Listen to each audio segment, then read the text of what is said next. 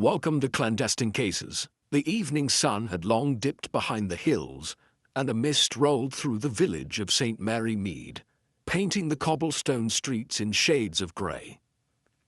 Inside the grand dining room of the Crayford estate, Lord Edmund Crayford's guests were finishing a lavish dinner, their laughter echoing through the large, tastefully decorated hall. The estate had seen its fair share of lively gatherings over the years, but tonight there was an air of unspoken tension among the guests, though no one could put a finger on exactly why. The evening had started like any other. Lord Crayford had invited his usual circle of wealthy friends for a night of fine food and wine, and at the heart of the evening, as always, was the impeccable service provided by his ever-loyal butler, Geoffrey.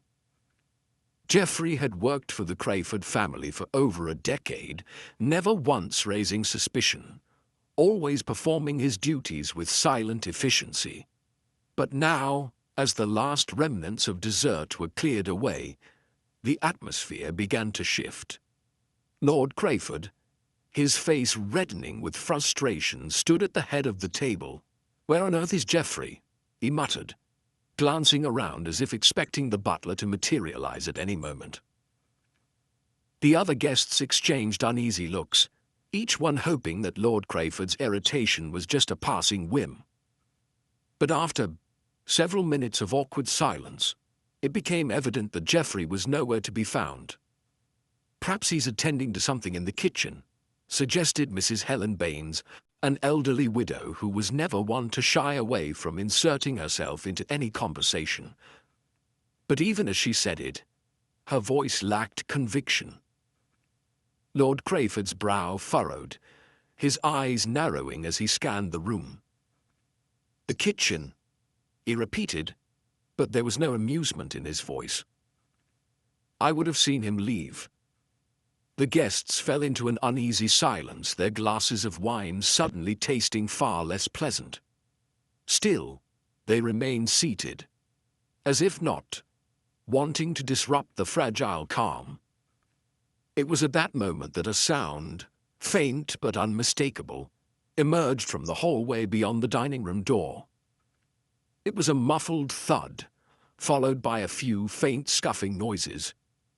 The guests turned toward the sound, the tension in the room palpable. Without a word, Lord Crayford stood up and hurried toward the door. He flung it open, revealing a narrow corridor that led to the back servants' quarters. At the far end of the hall, Geoffrey's body lay sprawled across the floor. A gasp escaped Mrs. Baines, and the room seemed to hold its breath. The guests rushed to Lord Crayford's side as he bent down over the motionless form of his butler. Geoffrey's face was pale, his body twisted at an odd angle, and there were no obvious signs of a struggle or injury. His uniform, typically impeccable, was askew, but it did little to hide the eerie calm of his features. It was as though he had simply collapsed where he stood. "Is he?" began one of the guests, a young woman whose name no one could quite recall, her voice trailing off as she stared at Geoffrey's lifeless form. Lord Crayford's hand hovered over the butler's pulse before he sighed, a deep, resigned sound. "He's dead," he murmured. "But how?" Mrs. Baines, ever the nosy observer, pushed her way to the front. "Could it have been some sort of accident?" she asked, though her eyes were wide with fear. The others seemed to consider her words, but the idea of an accident didn't fit, not when there was no apparent cause. "Accident?" Lord Crayford's voice was sharp, his disbelief obvious. "I've had enough of this nonsense. Geoffrey would never simply fall like this." A few moments later, the village constable, Robert Hayes, arrived on the scene, his heavy boots clumping down the hallway as he entered the room. The guests were still in shock, unable to make sense of the situation. "I'll need to examine the body," Constable Hayes muttered, pulling on a pair of gloves. He knelt down next to Geoffrey and began his inspection. As he did, a peculiar detail caught his eye. A small, seemingly insignificant item tucked into the folds of the butler's jacket. It was a scrap of paper, wrinkled and stained with something that looked like ink. "Here, what's this?" Hayes asked, holding up the crumpled paper. The guests leaned forward in a collective, uneasy curiosity as the constable slowly unfolded. The paper contained a single line, hastily scrawled. "The last will is in the study under the chair." Everyone in the room went silent. A will. Was it a clue? A message left by the deceased? And why was it in Geoffrey's possession? Lord Crayford's face turned white as he reached for the paper. "That's impossible," he muttered under his breath. "There's no will." "None that I know of," the constable nodded grimly. "Seems like a lead, doesn't it?" It wasn't long before word spread to the rest of the village, and soon enough Miss Marple arrived on the scene. Her small, unassuming frame, with her grey hair pinned neatly under a bonnet, was a welcome sight in the midst of such confusion. She took in the details of the situation with practiced ease, her sharp eyes scanning the room, the body, the guests. She had seen much in her day, and there was no mistaking the look of an unsolved crime. Lord Crayford greeted her with a mixture of impatience and relief. "Miss Marple, you've come. I don't know how to make sense of it. Geoffrey is dead. And this note." Miss Marple hummed thoughtfully, her eyes twinkling as she inspected the scrap of paper in Lord Crayford's hand. "The last will is in the study under the chair." How curious. A butler with knowledge of a secret will, of all things. She paused for a moment, her sharp mind piecing together the possibilities. "I suggest we search the study thoroughly," she said, "but let's not be too hasty. Sometimes a seemingly random clue is the key to a much more intricate puzzle." And so, with Miss Marple leading the way, the investigation began, a case that seemed impossible to crack, yet one that held a mystery within a mystery. The affair of the missing butler had only just begun, and the real questions were only starting to emerge. What had Geoffrey known? What had he tried to reveal before his untimely death? And why had he died at all? Miss Marple moved quietly through the grand hallway, her soft footsteps barely audible against the thick carpet. The guests lingered nervously in the drawing-room, whispering amongst themselves in hushed tones, as Constable Hayes and a few of the other local constables busied themselves with routine tasks, collecting statements, searching the estate for any further clues. But Miss Marple, ever patient and ever observant, had already begun her own quiet investigation. The study was at the far end of the house, its heavy wooden door standing ajar as Lord Crayford gestured for Miss Marple to enter. He looked tired, his shoulders slumped as if the weight of the situation had aged him years in a matter of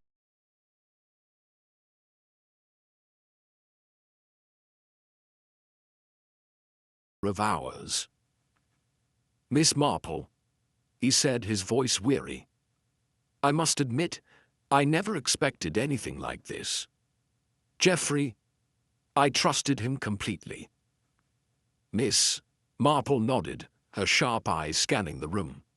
"Yes, Lord Crayford, it's a most perplexing case."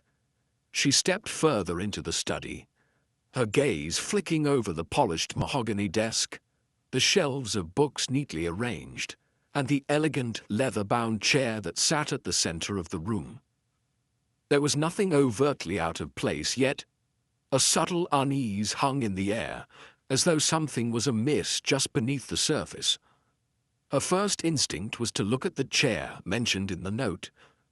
It was an antique piece, with deep grooves and a cushion worn from years of use. She moved toward it, running her hand along the armrest, noting its softness. It wasn't unusual for a butler to leave such a personal note behind. It could have been a clue or perhaps a desperate attempt to communicate something important. But for the moment, she would have to trust her instincts. "Lord Crayford," she said, turning toward him. "I must ask you, did Geoffrey seem different in any way these past few days? Anything unusual?" Lord Crayford hesitated for a moment, before shaking his head. "Not really. He was the same as ever, efficient, professional, but—" He trailed off as though searching for the right words. "He did seem a bit distracted the last time I saw him. He was acting odd." "Odd?" Miss Marple repeated, her curiosity piqued. "In what way?"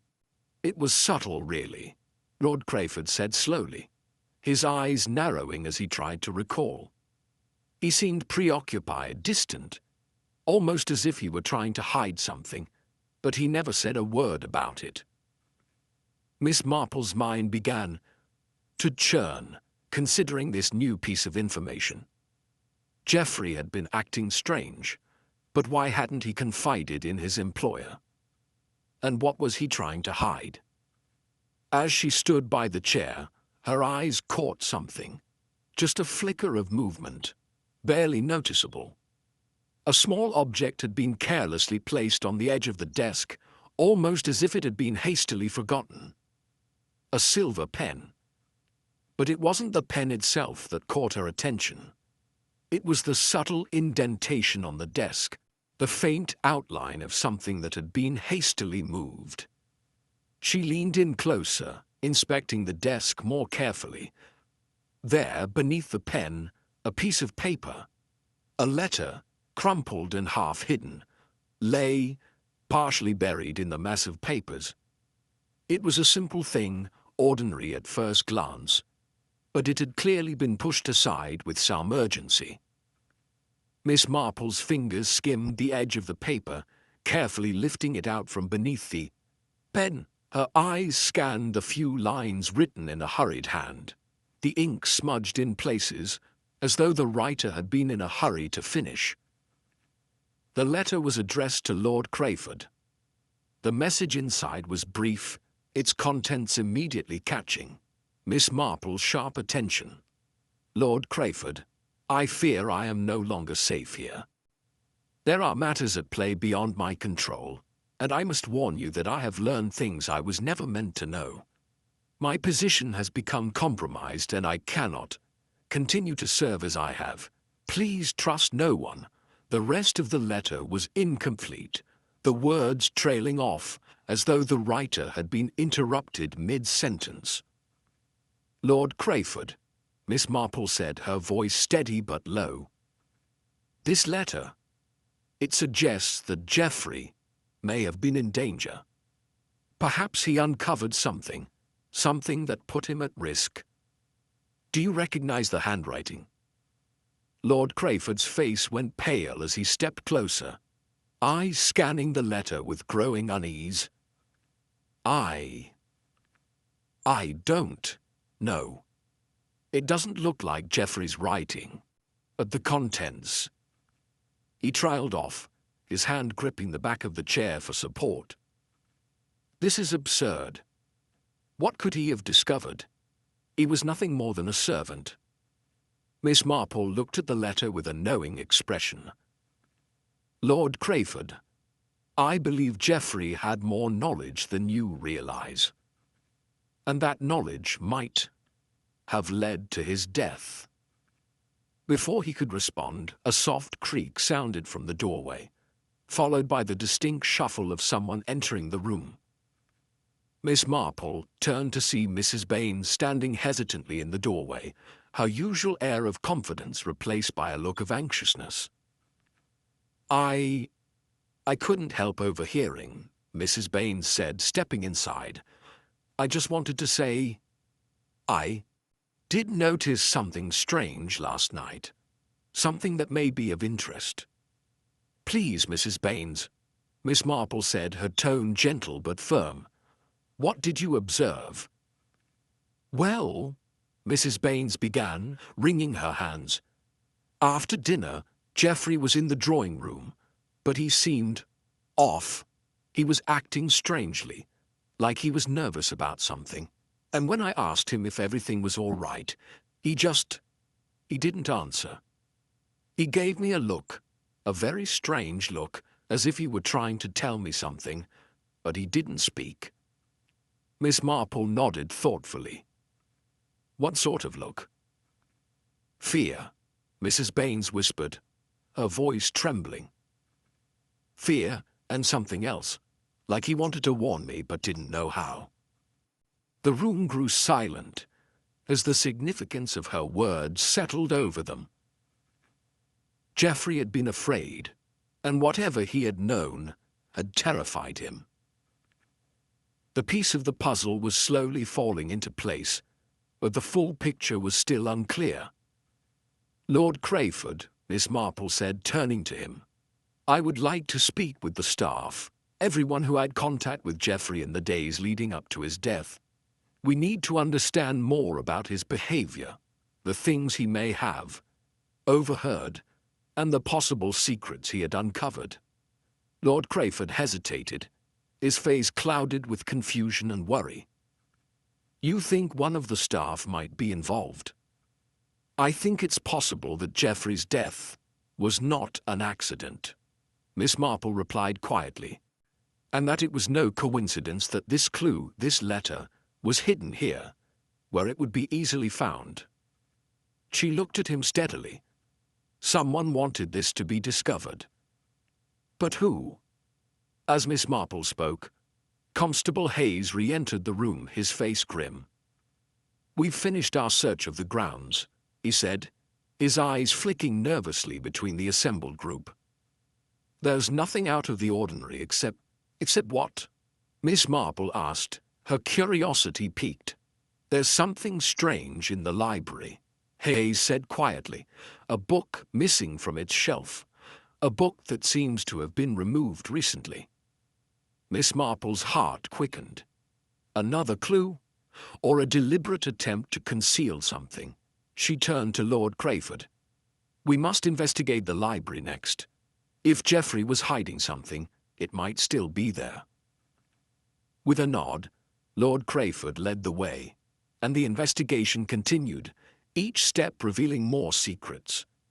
But still, the true mystery of Geoffrey's death remained just out of reach. Miss Marple sat back in the dimly lit library, her sharp eyes scanning the room with quiet intensity. The shelves of leather-bound books towered around her, their spines unyielding and solid, like the walls of a fortress. Lord Crayford had led them here immediately after the discovery of the missing book, and the stillness of the room felt almost oppressive. The silence hung heavy, broken only by the occasional creak of the floorboards underfoot. As they had entered, Miss Marple had immediately noticed the space where the missing book had once been. The shelf appeared orderly enough with most of the volumes standing at attention, but there was a distinct emptiness where a book should have been, an unnatural gap, one that suggested a hurried or deliberate removal. She had given it a quick inspection, but there were no immediate signs of disturbance. The book had been taken with care, its absence marked by the faintest disruption in the otherwise meticulous arrangement. Lord Crayford shifted uneasily by the door, his face a mask of barely contained anxiety. "I don't understand," he muttered, his hands wringing together. "Why would anyone take a book from the library? There's nothing special about it, nothing that should matter." Miss Marple considered this for a moment. "I imagine that's exactly why it was chosen, Lord Crayford. If the book had been important or valuable, its disappearance would have been noticed immediately. But this is subtle. It's designed to go unnoticed." She turned to Constable Hayes, who had been standing quietly by the window scanning the garden beyond. "Has anyone in the household mentioned a book that seemed out of place?" she asked, her voice soft yet probing. Hayes glanced at her with a furrowed brow. "Not that I can recall, Miss Marple, but I'll check again. We've questioned the staff, but nothing has come of it so far." Miss Marple nodded, but she was already formulating her next question. "Perhaps we should speak with the individuals who were closest to Geoffrey in the days leading up to his death. The answers we seek might lie with them." Lord Crayford looked momentarily taken aback. "You think someone in the household is involved?" he asked, his voice tinged with disbelief. "I'm not sure yet," Miss Marple replied, her voice steady. "But it's always worth considering." They left the library, and the group made their way to the dining room where the remaining guests had gathered, now anxiously awaiting the next steps of the investigation. The first to be questioned was Mrs. Baines, whose earlier comment about Geoffrey's fearful look had piqued Miss Marple's interest. The elderly widow was seated on a chaise lounge, her hands folded neatly in her lap, but the tremor in her fingers was still visible. "Mrs. Baines," Miss Marple began, her tone polite but direct. "You mentioned that Geoffrey seemed nervous the evening before his death. Could you tell me more about that? Did he say anything? Was there a specific moment that struck you as odd?" Mrs. Baines blinked, as if recalling the scene in her mind. "It wasn't anything overt," she began, her voice soft. "He just seemed anxious. There was a tension in his posture, something that wasn't usual for him. You see, he'd always been so polite, so professional, but that night he seemed distracted. He was almost avoiding me, you might say. I asked him if anything was wrong, and he just gave me a strange look, like he was trying to hide something." "And this look," Miss Marple pressed, leaning forward slightly. "What kind of look was it? Could you describe it?" Mrs. Baines hesitated, a flash of uncertainty crossing her features.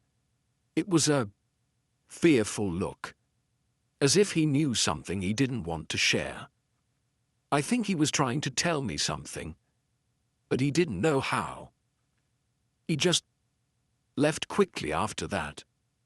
Miss Marple's eyes narrowed slightly, her mind whirring as she absorbed the information. Mrs. Baines's account seemed sincere, but the hesitation, the reluctance to go into detail, made Miss Marple wonder if there was something more lurking beneath the surface. "Did he say anything to anyone else before he left?" Miss Marple asked. "Did anyone else notice his behavior?" Mrs. Baines shook her head, though her eyes flicked nervously toward the door, as if she were uncertain. "But what to say next? I don't know. I wasn't in the kitchen or the servants' quarters after that. I'm afraid I can't be of much help." Miss Marple gave her a kind, understanding smile, though her mind was already turning over the contradictions in the old woman's words. Mrs. Baines had been close enough to Geoffrey to notice his distress, but why had she been so vague when pressed for details? Was it fear? Or was there something she wasn't telling them? Next, Miss Marple turned her attention to a younger woman, Miss Annabel Webb, a friend of Lord Crayford's daughter, who had been quiet throughout the questioning. Annabel had been one of the last to leave the dinner party, and her quiet demeanor seemed at odds with the severity of the situation. "Miss Webb," Miss Marple began, her voice calm but piercing. "You were one of the last to speak with Geoffrey before he disappeared, weren't you?" Annabel stiffened slightly, her hands clutching the arm of her chair. I suppose I was," she said, her voice faltering for a moment. "But I didn't speak with him much. Just a quick exchange." "A quick exchange?"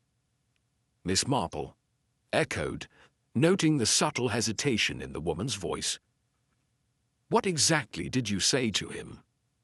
Annabel fidgeted, her fingers tightening around the fabric of her dress. I asked him if he needed help with anything, she said quickly. He didn't seem to want to talk, though. He just nodded and went on his way. And did he seem disturbed? Troubled?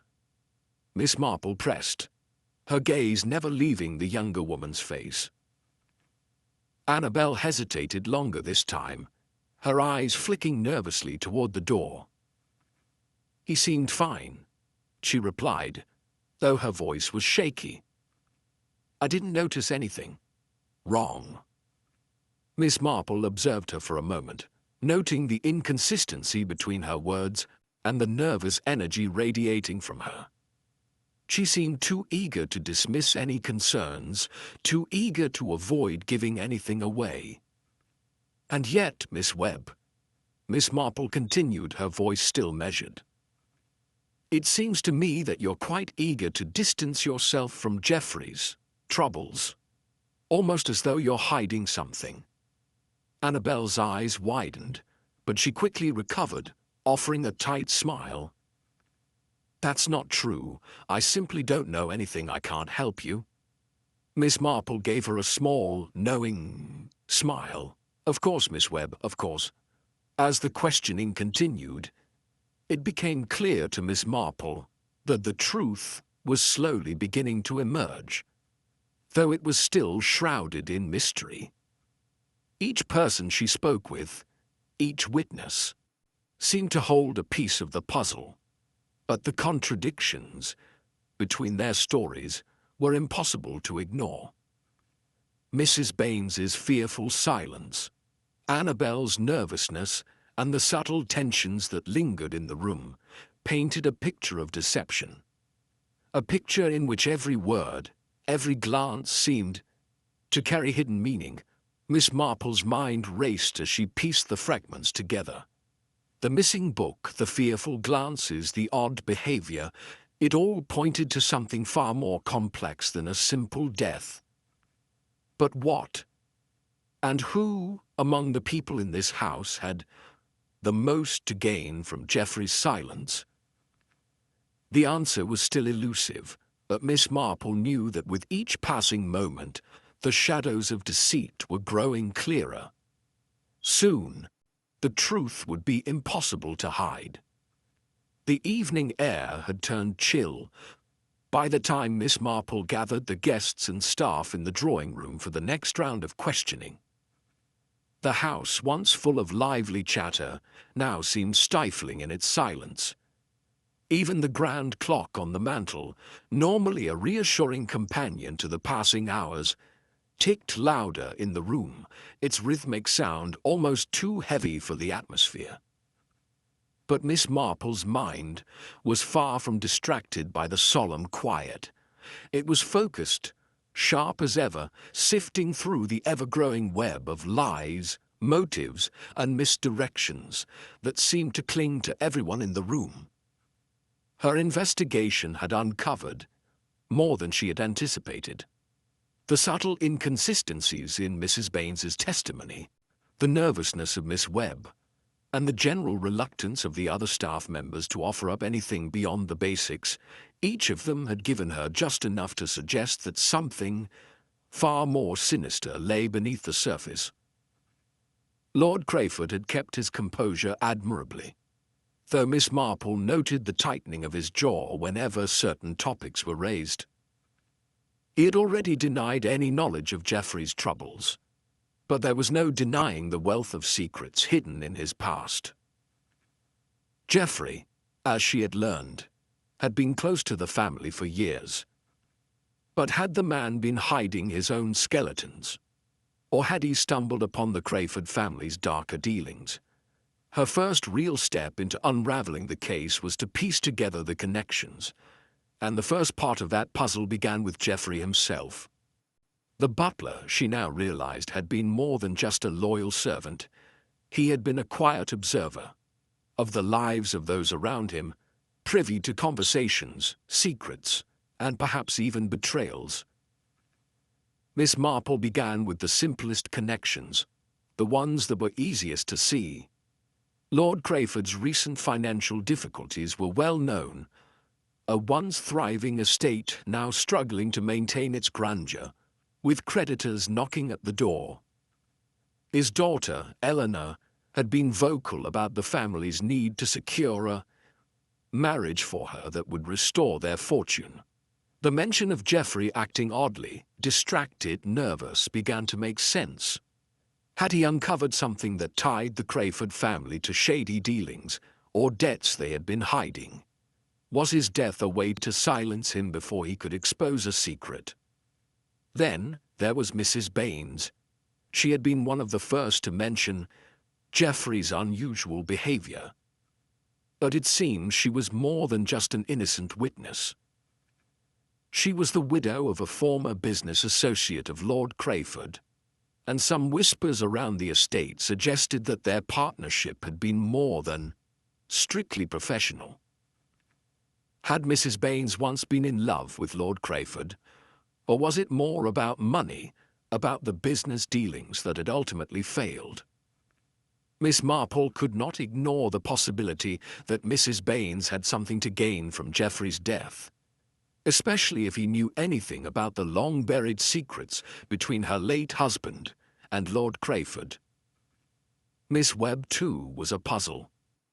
At first glance, she had seemed like nothing more than a nervous young woman who had seen too much, but there was something about her eagerness to avoid the topic of Geoffrey's distress that set Miss Marple on edge.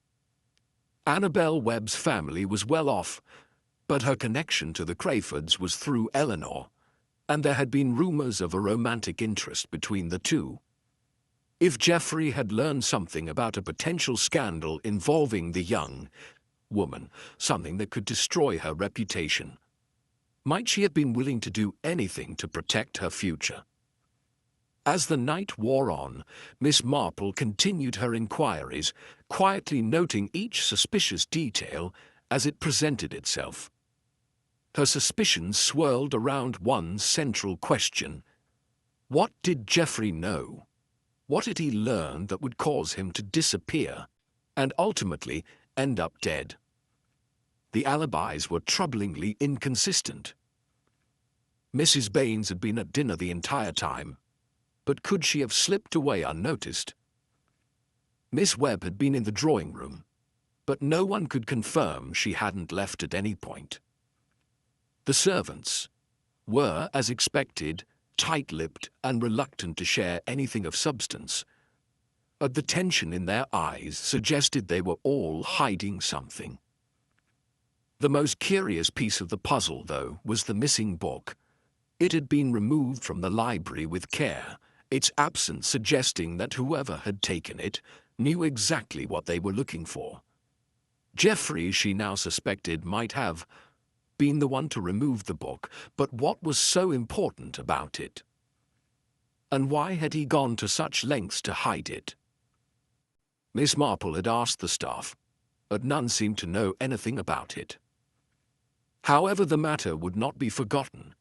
She knew that whatever was in that book might provide the final clue to unraveling the truth.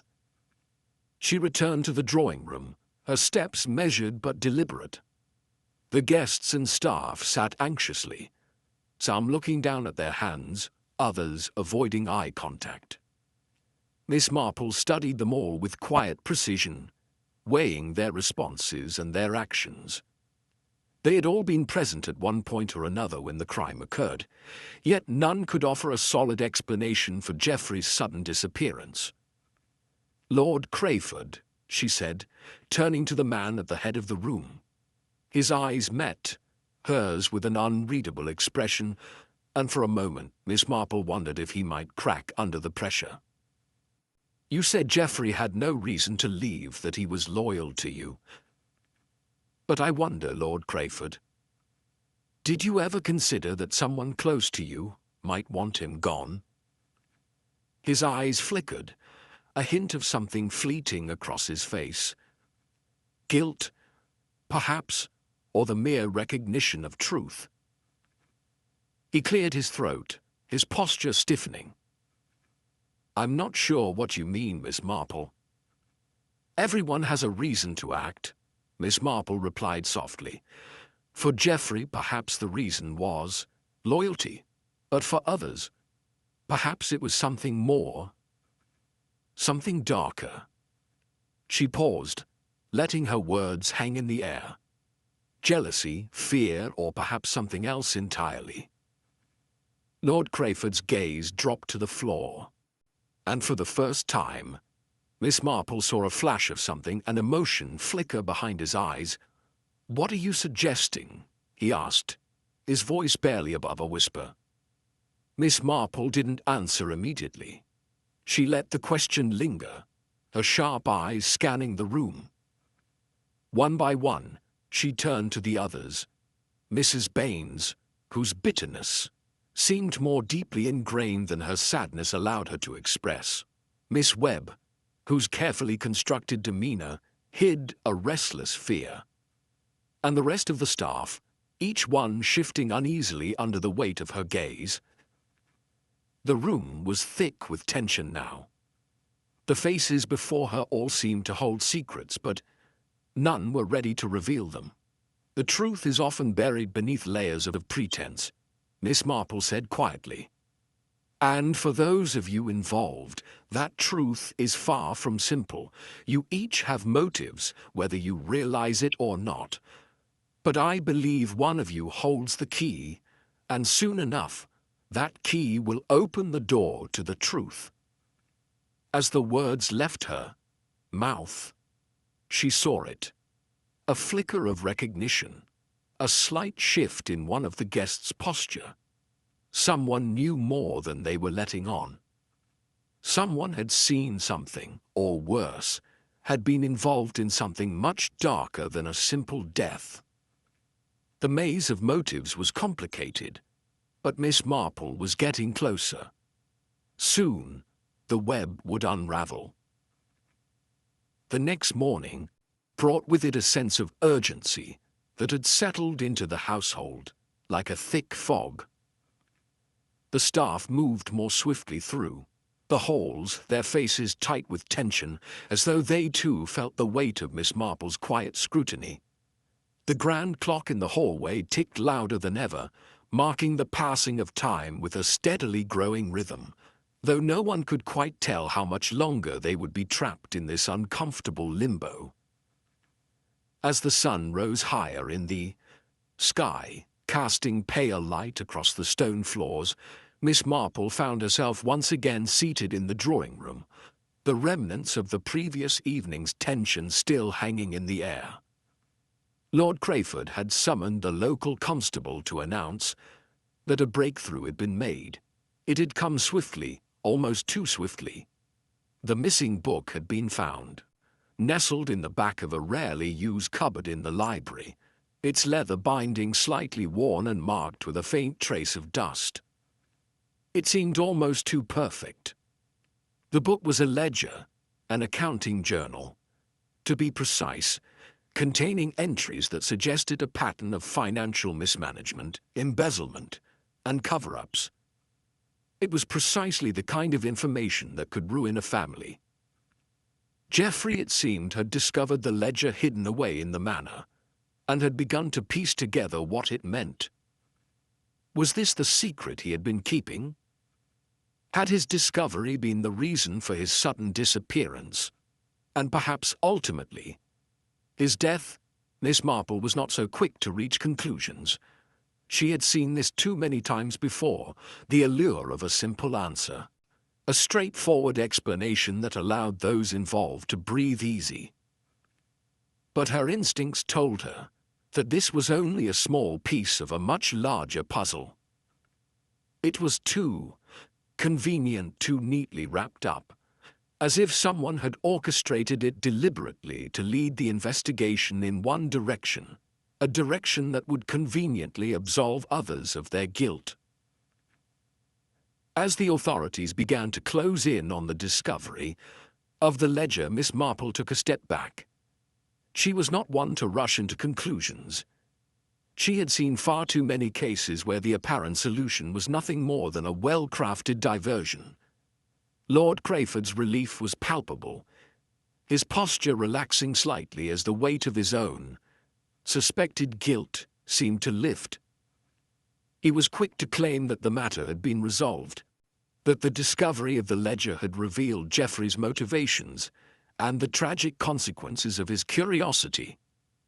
But Miss Marple did not share his satisfaction.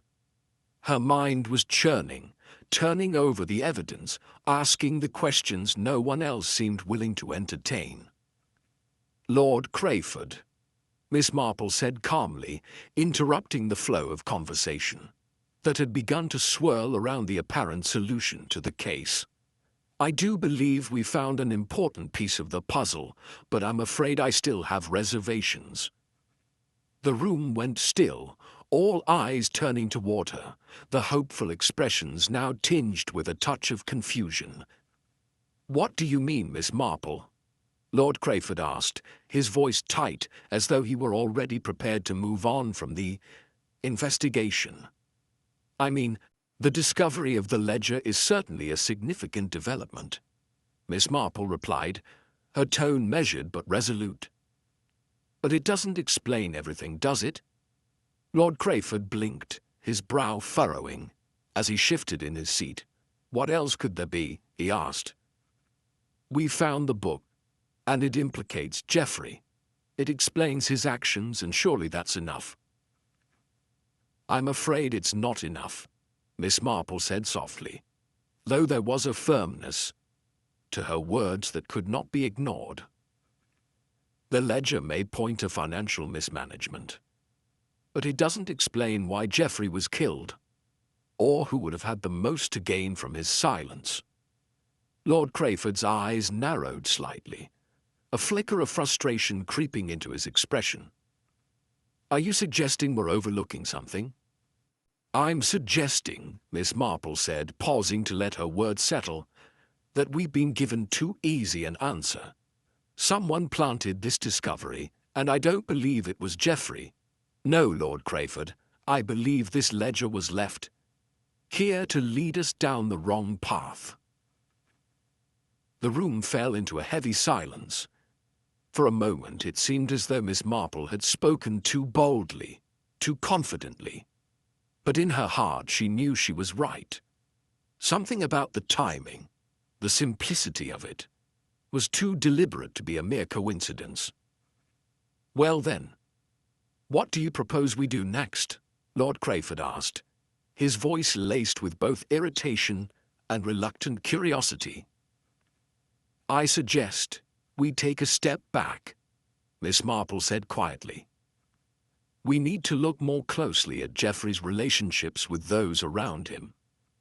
If we're truly to understand why he was killed, we need to understand what each of you stands to lose." She turned her gaze to the others gathered in the room, her eyes lingering for just a moment longer on each face. It was subtle, but there was a distinct shift in the air, an unsettling realization that Miss Marple's suspicions had only deepened, not lessened. Mrs. Baines, who had been quiet until now, cleared her throat, her eyes darting nervously between Miss Marple and Lord Crayford. "Miss Marple, She paused, as though unsure how to proceed. "You must understand, Geoffrey wasn't like the other servants. He had aspirations, ambitions beyond his station." This piqued Miss Marple's interest. "Ambitions, you say?" she asked, her voice barely above a whisper. "What sort of ambitions?" "I don't know for sure," Mrs. Baines replied, her voice strained. "But I know Geoffrey spoke about wanting a life beyond this house. He spoke of leaving, of starting anew, perhaps with someone from outside. Maybe he had a future in mind, but when he started digging into matters here, I think he started to threaten people." "And do you think that's why he was killed?" Miss Marple asked, her eyes narrowing slightly. Mrs. Baines shifted uneasily, her hands wringing in her lap. "I don't know. But I know someone was upset with him, someone who didn't want the truth to come out." Miss Marple nodded slowly, her mind already working. Mrs. Baines's words seemed significant, yet she could not help but feel that this was another layer of misdirection. The pieces were there, yes, but they didn't fit together in any way. That made sense, yet, as the day wore on, Miss Marple's thoughts only grew more focused. The false victory, the discovery of the ledger, had made the authorities rush to a conclusion too quickly, and it had allowed the real culprit to remain in the shadows, unnoticed and undisturbed. The threads of deception were still tangled, the connections still hidden beneath the surface. Miss Marple knew the investigation was far from over. In fact, she suspected they were only just beginning to see the first signs of the truth. The key to this mystery was not the ledger. It was the people in this house, each one hiding their own motives, their own dark secrets. And before the day ended, Miss Marple was determined to find out who among them had used Geoffrey's curiosity to their advantage. The afternoon sun had begun to dip below the horizon, casting a soft amber glow across the estate. The long shadows stretching across the grounds seemed to mirror the unsettling sense that Miss Marple's investigation was about to enter a far darker and more complicated phase. The ledger, while a tantalizing clue, had led the authorities down a well-worn path, one that Miss Marple knew would only bring them in circles. She had spent the better part of the day poring over every detail, carefully examining each scrap of information. But it was the past that kept pulling at her thoughts. The whispered secrets, the old alliances, the things that had been buried and forgotten over time. Her sharp gaze lingered over the faces of the suspects, each one now walking the fine line between guilt and innocence. The discovery of the ledger had been a false victory, a brief moment of triumph that the authorities had clung to with desperation. But Miss Marple knew there was more, something deeper. And it wasn't in the present at all. It was in the shadows of the past. As evening descended, Miss Marple's mind flitted back to a seemingly insignificant remark made earlier by Mrs. Baines. Something about Geoffrey's ambitions, his desire to escape the confines of the manor, to start a new life. It had been a fleeting comment, one that had almost been lost amid the tumult of the investigation. But now, in the quiet of her thoughts, Miss Marple could see the threads beginning to come together. Geoffrey had been a man who sought more than the life of a butler. He had spent his years observing the family, gaining knowledge, learning their weaknesses. Miss Marple was beginning to think that Geoffrey's ambition wasn't just about climbing the social ladder. It was about something far more dangerous. Geoffrey had unearthed a secret. Something buried so deep in the family's history that it could destroy them. And that secret, Miss Marple realized, had not been on the ledger. It was in the past, hidden away in the deepest recesses of the Crayford family's affairs. Geoffrey had found it, perhaps by chance, perhaps on purpose. But once he did, he had made the mistake of sharing what he knew with the wrong person. She stood in front of the grand fireplace, gazing at the portrait of the Crayford ancestors, their stern faces peering down at her from their gilded frames. Their proud lineage had built this estate, and yet Miss Marple could sense the weight of their silence now. They were long gone, but their deeds, good and bad, remained etched in the very walls of the house. The question wasn't about Geoffrey's ambitions. It was about what those ambitions had uncovered. Miss Marple? A voice interrupted her thoughts. She turned to find the housekeeper, Mrs. Peters, standing in the doorway. There was something tentative about her manner, as if she was unsure whether to intrude on the detective's moment of contemplation. "Forgive me, Miss Marple," Mrs. Peters said, her voice low. "There's something you might want to see." Miss Marple's eyes narrowed in curiosity. "What is it, Mrs. Peters?" The housekeeper hesitated for a moment before stepping into the room, a letter held delicately in her hand.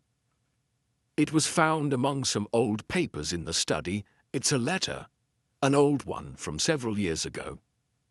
Miss Marple took the letter, her fingers brushing against the fragile paper. It was yellowed with age, the ink faint but legible. She unfolded it carefully, scanning the words as they took shape before her eyes. The letter was dated 5 years ago, and it was addressed to none other than Lord Crayford. But it wasn't a letter of business or family matters. It was personal. A letter from a woman named Evelyn Marsh. Evelyn Marsh, Miss Marple muttered under her breath.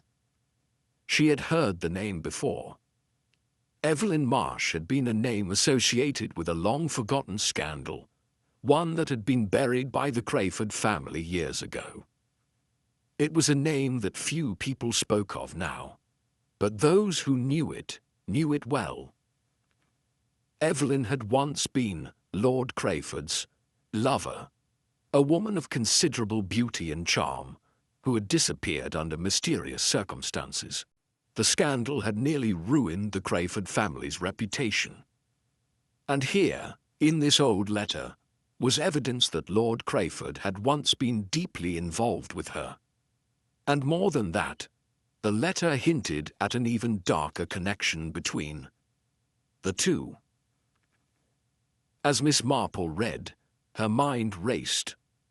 Evelyn had written with an urgency that betrayed fear, her words full of accusations that Lord Crayford had betrayed her, that he had promised her a life together, only to abandon her once she became pregnant. The letter hinted at a child whose existence had been carefully erased from the records, a child whose very name had been buried beneath the weight of the family's pride. Miss Marple's breath caught in her throat. The connection was clear now. Geoffrey had known about Evelyn Marsh's child. He had discovered the existence of a son who had been hidden away in the family's past, his very existence erased from the official records. The Crayfords had gone to great lengths to keep this secret, but Geoffrey's curiosity and his ambition had uncovered the truth. The child had been the key all along. Geoffrey had realized that the Crayfords' perfect facade was built on a lie, and he had intended to expose it. He had come across the evidence, and he had been prepared to confront Lord Crayford with the truth. But someone had stopped him. And now, with the discovery of the ledger and the apparent resolution of the case, it seemed as though the secret would remain hidden. The authorities had been too quick to celebrate their progress, too eager to tie up the case neatly. But Miss Marple knew the real solution had always been closer than they realized. It wasn't just about money or financial mismanagement. It was about a child, a past that no one had wanted to confront. Miss Marple folded the letter carefully, a quiet resolve settling over her. She turned to Mrs. Peters, who was watching her with a mixture of curiosity and concern. "Thank you," Miss Marple said softly. "You've given me a crucial piece of the puzzle." Mrs. Peters gave a small nod, but her gaze lingered on Miss Marple, as if she too understood that something far more sinister was lurking beneath the surface. The shadows of the past, once thought to be forgotten, were rising again, and with them, the truth of Geoffrey's death. Miss Marple knew that the answers lay not in the ledger or in the present circumstances, but in the secrets that had been hidden long ago. And as the evening stretched into night, she knew it was time to confront Lord Crayford once more. The ghosts of the past would no longer remain silent. The estate was eerily quiet as dusk settled into a deep violet evening, the sky tinged with the final remnants of sunlight before the shadows of night took hold. Miss Marple stood before the grand window in the library, her eyes not on the tranquil view of the grounds, but on the carefully crafted lies that had been so meticulously woven by the people around her. The truth, she knew, was not buried in any ledger or letter. It was hidden in the actions, the reactions, the words left unsaid. Lord Crayford, Mrs. Baines, and the rest of the household had retreated to their respective rooms after the evening's revelation. Yet Miss Marple had not been content to let them slip away, not when the puzzle was so near completion, but still felt so far from solving. She had one last tactic up her sleeve, an unconventional approach that, though subtle, often uncovered the very cracks in a person's carefully curated facade. With the letter from Evelyn Marsh clutched tightly in her hand, Miss Marple moved silently through the halls, her footsteps soft on the polished wood floors. The other members of the household were scattered across the manor, most likely retreating into their own worlds of suspicion or fear. None of them knew that Miss Marple was about to turn their world upside down, employing a psychological strategy that often yielded unexpected results. Her first target would be Mrs. Baines. The housekeeper had been far too eager to provide information during the earlier interrogations, her willingness to cooperate bordering on desperation. And Miss Marple could sense something more, a fear beneath the surface, a fear that could be used to her advantage. Miss Marple found her in the small sitting room at the back of the house, a cup of tea untouched on the table beside her. Mrs. Baines looked up in surprise when Miss Marple entered, but she quickly masked her emotions with a strained smile. "Miss Marple," she said, her voice tight, "I wasn't expecting you so late." "I know," Miss Marple replied, her tone casual, "but there's something I still don't understand. Something about Geoffrey's discovery of the ledger, his motivations." Mrs. Baines stiffened at the mention of Geoffrey. She shifted in her chair, her eyes flickering to the door, as though seeking an escape. Miss Marple watched her closely, noting the subtle shifts in posture, the quickness of her glance. Mrs. Baines was hiding something, that much was clear. But Miss Marple would not press her immediately. Instead, she allowed a long silence to stretch between them, her quiet gaze never leaving the housekeeper. Finally, Mrs. Baines broke the silence, her voice softer this time. "I told you what I knew, Miss Marple. Geoffrey was always curious, always looking for ways to get ahead, to climb higher than his station. It's no surprise he dug into the family's affairs. And yet, despite his curiosity, he seemed afraid," Miss Marple said, her voice almost a whisper. "Afraid of what he might find, would you agree with that?" Mrs. Baines paled slightly, the cup of tea in her hand now trembling slightly. "What do you mean by that?" Miss Marple leaned forward ever so slightly, her eyes narrowing. "I mean, Geoffrey knew something that made him afraid. He discovered the truth about the Crayfords, didn't he? The child, the woman, he found it all, and that was enough to cost him his life." Mrs. Baines's breath caught, and her lips parted in what might have been an attempt to speak, but she held herself back. Miss Marple's words had struck a nerve, but not the nerve she had expected. Rather than confirming or denying the suspicion, Mrs. Baines recoiled, shifting in her seat, eyes darting to the window as though contemplating a sudden flight. It was in that moment that Miss Marple shifted her strategy. She wasn't just looking for answers. She was probing for reactions, testing the limits of the housekeeper's control. I understand, Miss Marple said, her voice growing warmer. It must be very difficult for you, Mrs. Baines, to be caught between loyalty to your employers and the need to protect yourself. It's a dreadful thing to have knowledge that could destroy someone's life. To carry it for so long. Mrs. Baines's eyes flickered, first toward the window, then toward Miss Marple. And in that brief hesitation, Miss Marple saw it. A crack in the facade. Mrs. Baines was not just scared of Geoffrey's discovery. She was terrified of something more.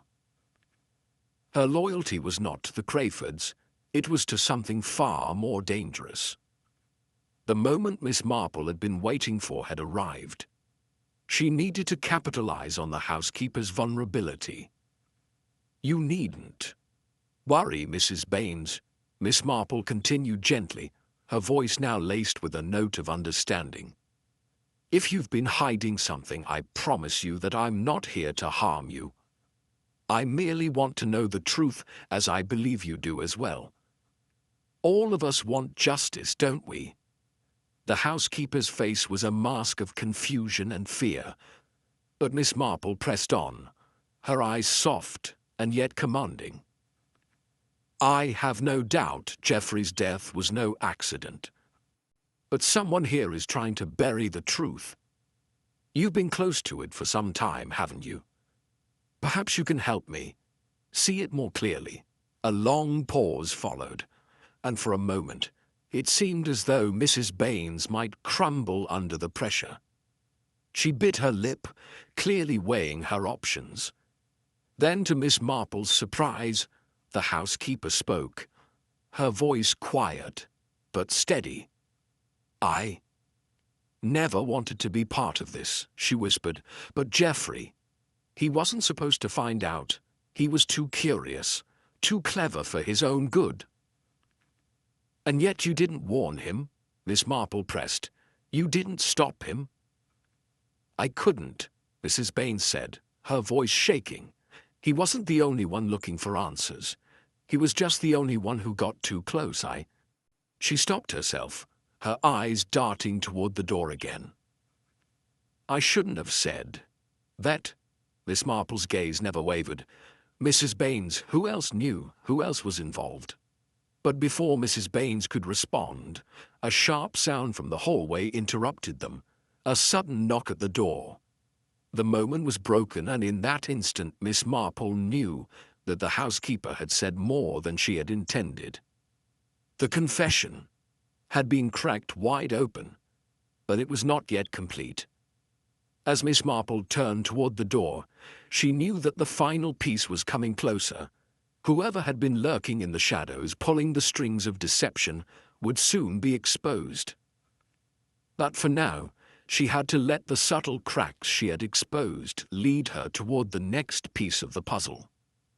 Thank you, Mrs. Baines, she said with quiet resolve before the door opened, and the next act of the mystery began to unfold before her eyes. The air was thick with tension, an unspoken promise hanging between Miss Marple and the people she had yet to fully unravel. Mrs. Baines's confession had been a crack in the wall, but it was still incomplete. There was more to be said, and Miss Marple knew she would need to draw it out carefully. The door opened, and in walked the estate's lawyer, a man named Mr. Ainsley, his face as neutral as ever. He looked at Miss Marple, his expression unreadable. Miss Marple, he said, his voice devoid of any real warmth. I trust you're not troubling Mrs. Baines further. She's been through quite a lot. Not at all, Mr. Ainsley, Miss Marple replied with a calm smile. I was simply trying to piece together the last of the puzzle. Mr. Ainsley gave her a curt nod, but did not speak again, his eyes narrowing slightly as he took his place by the door. There was something about his manner that set Miss Marple's instincts on edge. She watched him for a moment before turning back to Mrs. Baines, who now appeared even more nervous than before, her hands clutching the edge of her chair. "I believe I have enough for now, Mrs. Baines," Miss Marple said softly, sensing the housekeeper's unease. "Thank you for your honesty. If you think of anything else, please don't hesitate to let me know." Mrs. Baines nodded quickly, relief washing over her as she stood and hurried from the room. Miss Marple's gaze lingered on her for a moment, before shifting back to Mr. Ainsley, whose steely eyes never left her. "I'll be in the library, Miss Marple," he said, his tone even and cool. "The police would like to hear your thoughts on the case as well." Miss Marple gave a small, nonchalant nod. "Of course, I'll be right there."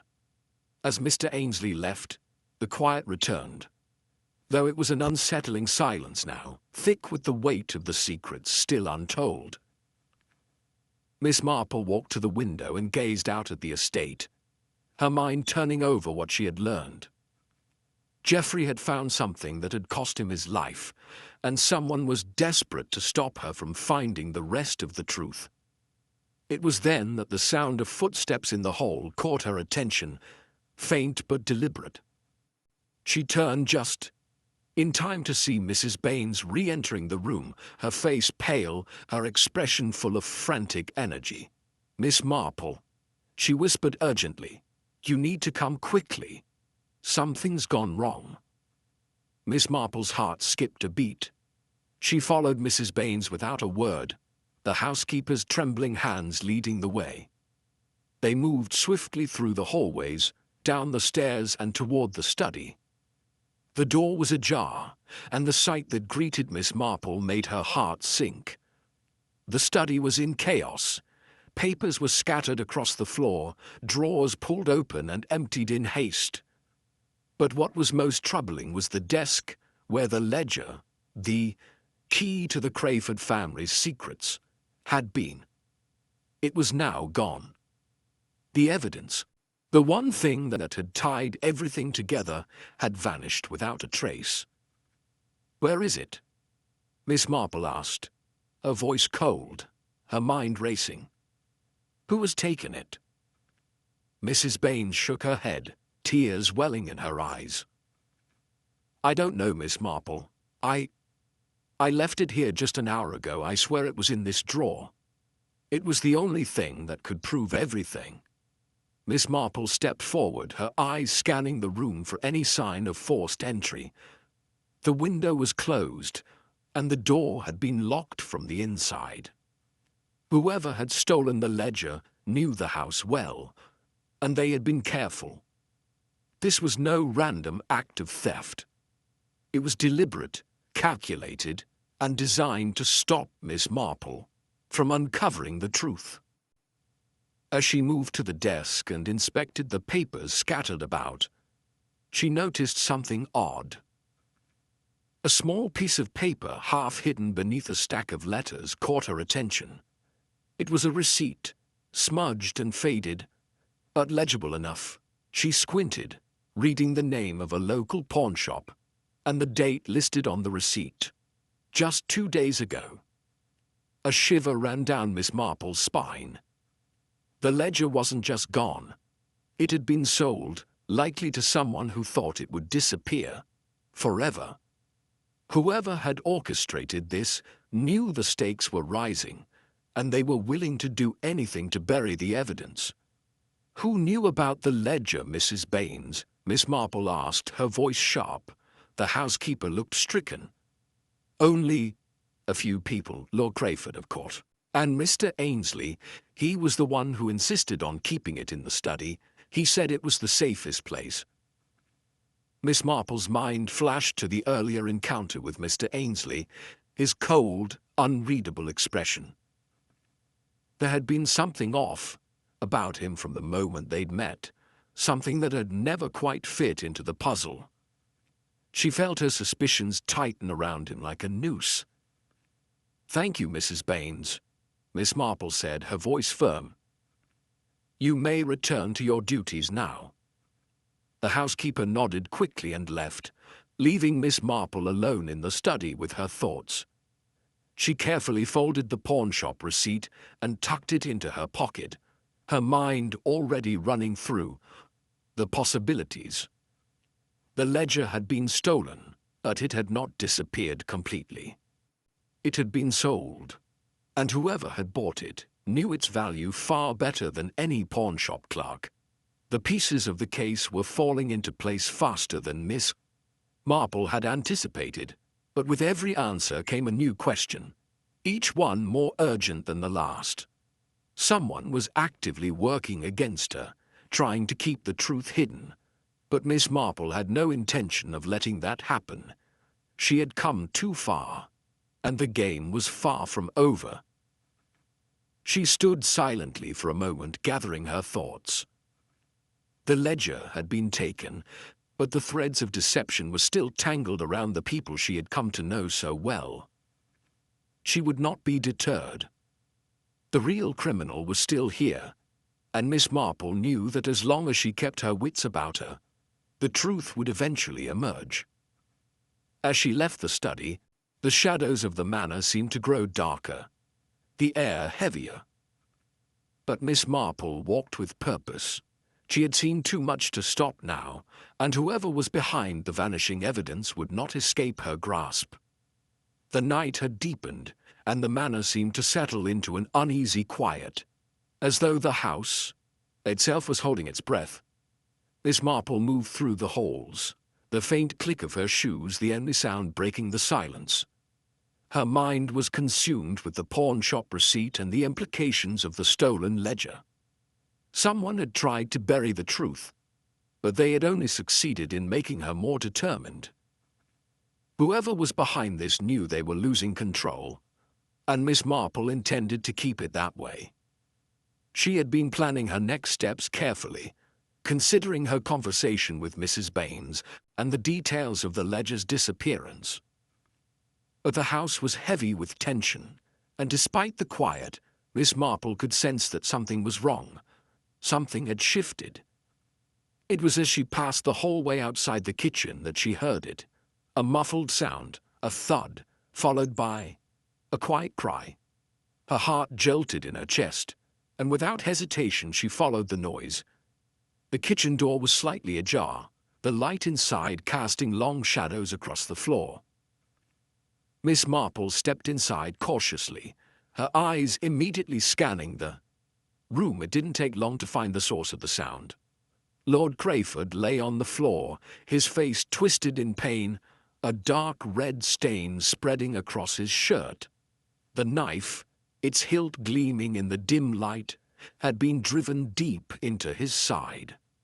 His eyes were wide with shock, his hand desperately clutching at the wound. But it was clear from the way he lay there that he was beyond help. Miss Marple knelt beside him, her hands trembling slightly, not from fear, but from the realization that the stakes had just been raised. Lord Crayford's death was not just a tragic event, it was a direct message. Whoever had killed Geoffrey, and whoever had orchestrated the theft of the ledger, was now tightening the noose. Miss Marple had been so close to uncovering the truth, and yet it felt as though she had been blindsided by a new level of danger. She took a deep breath, steadying herself. The murder was fresh, the blood still wet, and the circumstances surrounding it were too precise to be anything but deliberate. Lord Crayford had been the head of the household, and though he had seemed increasingly isolated and distant, he had never once appeared to be in danger. This had to be more than just a random act of violence. And yet, as Miss Marple looked around the kitchen, she saw something that made her pause, something that sent a cold shiver down her spine. The window was wide open, the breeze swirling, the curtains. Someone had been in here, someone who knew how to slip in and out without making a sound. At that moment, the sound of hurried footsteps broke the stillness. The police had arrived, their voices growing louder as they made their way down the hall.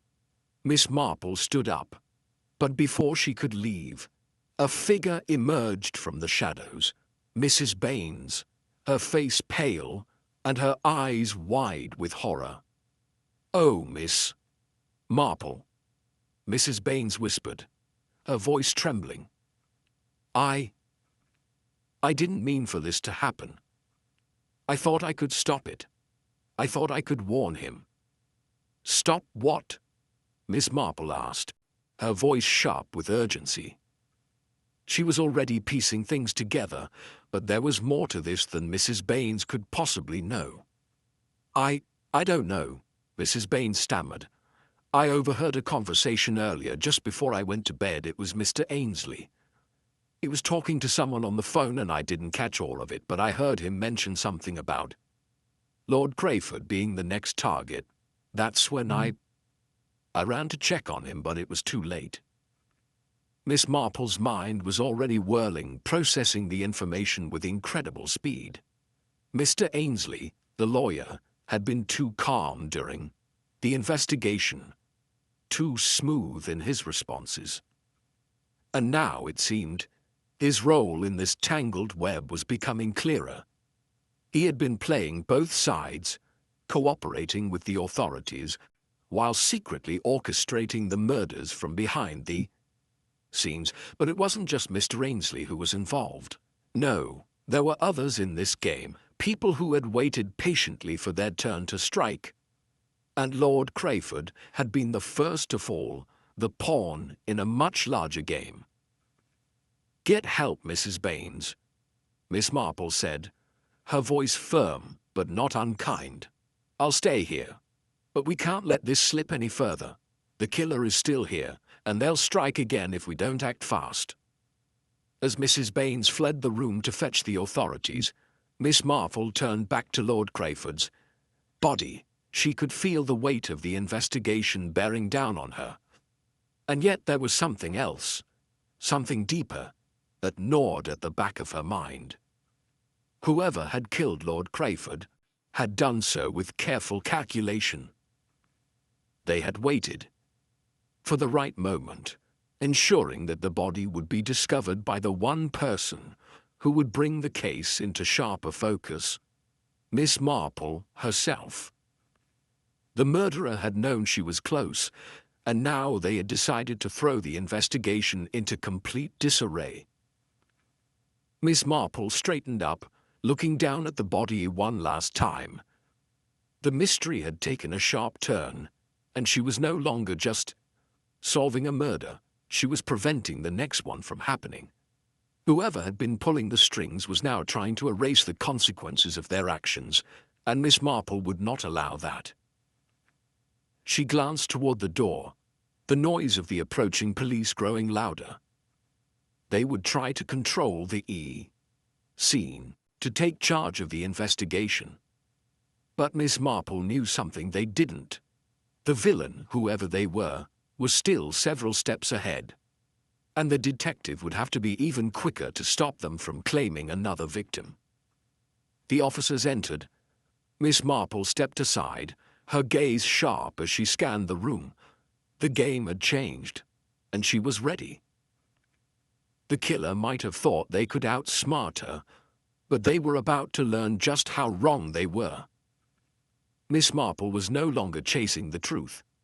Now she was racing against time to save the next life from being snuffed out. The police swarmed the kitchen, taking charge of the scene with practiced efficiency, but Miss Marple couldn't shake the sense of urgency that clung to her. Lord Crayford's death was a significant blow. But it wasn't just the murder itself that weighed heavily on her. It was the feeling that something bigger was at play, something she was still only starting to understand. She watched the officers as they moved about, documenting the scene, speaking in hushed tones, their faces set with the seriousness of their work. But Miss Marple was not ready to be swept away by the immediacy of the crime.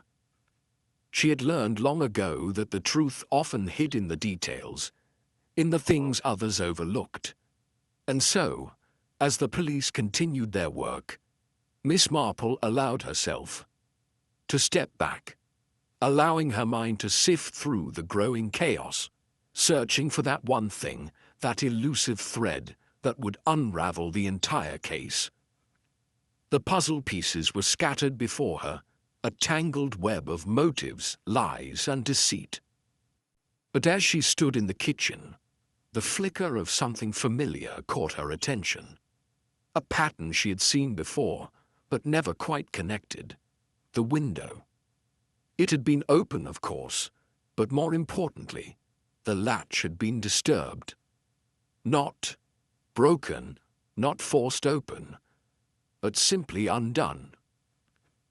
The kind of action that someone might take if they were trying to avoid making a noise. A subtle touch, a careful movement. And then there was the knife, a single kitchen knife, freshly used, but not one that had been kept in plain sight.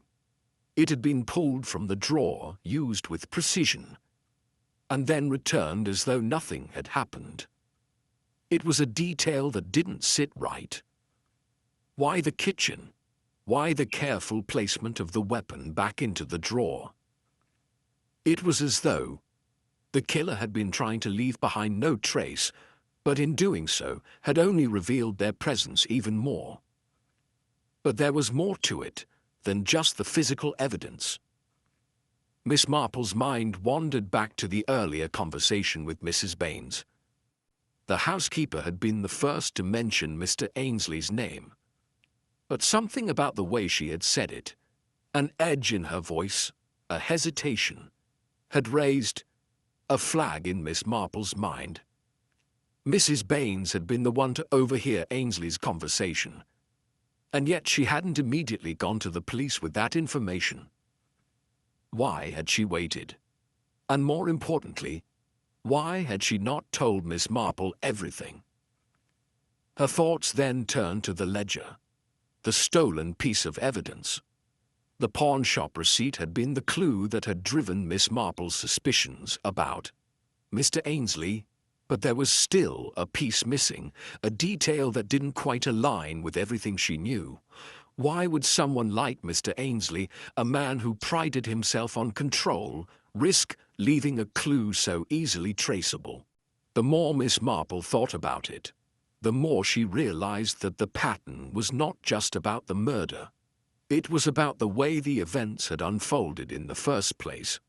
The key was never in the obvious places. Lord Crayford's death was tragic, yes, but it had been designed to look like the culmination of a chaotic series of events. The ledger had been stolen to silence someone who knew too much. But it was more than just the theft that mattered. It was the timing of it all. Whoever had orchestrated these deaths had been waiting for the right moment, using each murder, each stolen piece of evidence, to create a smokescreen, a distraction. And that was when it clicked. Miss Marple had been watching all the wrong things. The murders, the thefts, the lies, they were all distractions, clever misdirections meant to keep her focused on the obvious clues. But the true key to the case had been hidden in plain sight all along. She thought back to the simplest of details, the way the guests and staff had moved through the house, their habits, their conversations. The small, seemingly insignificant moments that often passed unnoticed. Ainsley, the lawyer, was the thread that had been there from the start. He had been too composed during the investigation, too controlled.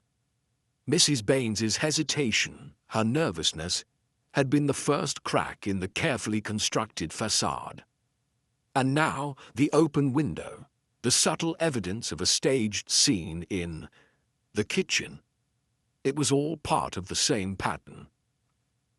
The real crime wasn't the murder. It was the way the murderer had manipulated everyone around them, pushing people into positions where they would act without thinking, all while hiding their true identity behind a veil of decoys. Miss Marple's thoughts raced as she moved through the house, following the winding paths of the suspects in her mind.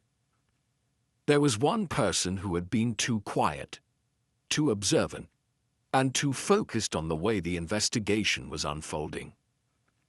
And it wasn't Mr. Ainsley, as she had initially thought. It was Mrs. Baines. The housekeeper had been close to Lord Crayford, yes, but she had also been one of the few people who had access to the family's private affairs. She had been the one to find the ledger in the first place, and she had been the one to keep it hidden when others had come snooping around. The ledger's disappearance, combined with the theft of the knife and the carefully staged murder scene, all pointed to a plan that had been set into motion long before Miss Marple had arrived at the manor. But Mrs. Baines had been a piece in a larger game, and as Miss Marple looked over the evidence once more, she saw it. The pattern was clear now. The connections between the suspects, the movements, and the strange coincidences. Mrs. Baines had orchestrated it all, not out of greed or malice, but out of necessity. She had been forced into a corner, made to play her part in a deadly game where her own survival had been at stake. The key had always been in front of her, Miss Marple realized. It wasn't about finding the right person to blame. It was about understanding the motives that had driven them. And with the final piece falling into place, she knew what she had to do next. The clock was ticking.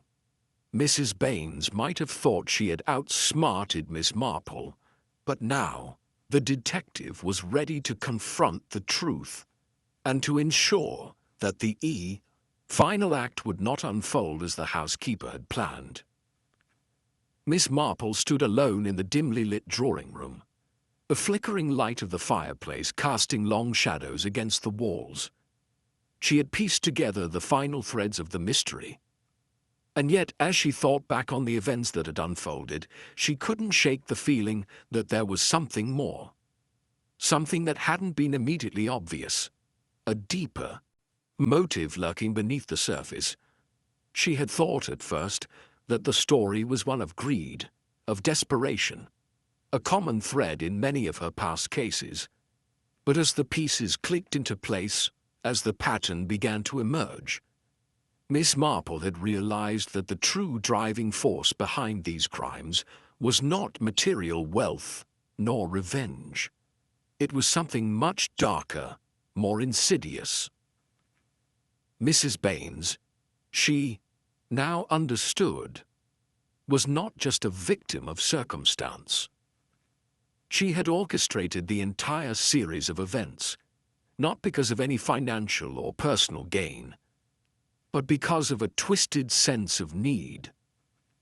In the end, the motive had been buried deep within the housekeeper's psyche, a psychological desperation that went beyond the surface-level actions that everyone had been focused on. Miss Marple's mind returned to the subtle clues, the fleeting moments that had seemed out of place, the odd behavior of Mrs. Baines when she had first approached the investigation, her nervous glances, the way she avoided direct eye contact, the way she had seemed too eager to be helpful, almost as if she were trying to mask something deeper. But Miss Marple had dismissed these signs at first, thinking them to be simple anxiety or guilt. Now she understood. It was fear, not guilt, that had driven Mrs. Baines to such extremes.